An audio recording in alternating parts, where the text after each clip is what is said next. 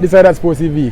Holy Trinity High School, 2 goals. St. Jago High School, 5. Yeah. Coach, talk us through your team's performance today. Okay, the first half was good enough for us. The second half was to speak about.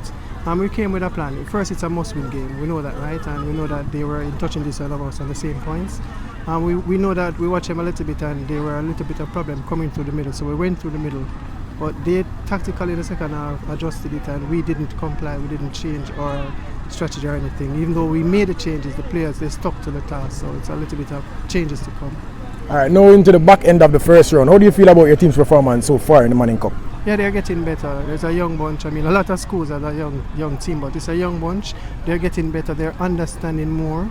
And with defeats, they're learning a lot. It's not just about winning. You know, they have learned a lot from that defeat. It really hurt them and they're determined now. All right.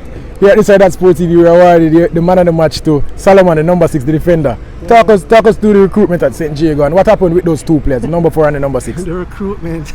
It is recruitment, not necessarily something bad. Well, it's not bad because, you know, we go overseas so they can come here. It's very good. I'm really liking what is happening. At first, when I was a young coach, I wasn't with it, but I'm understanding it more. And it's not always about winning. You know, the schools that are recruiting and doing a good job, it's also helping us because they're here and they're teaching us a lot of things, and kudos to them. They're also learning from us, so it's a learning process for both of us.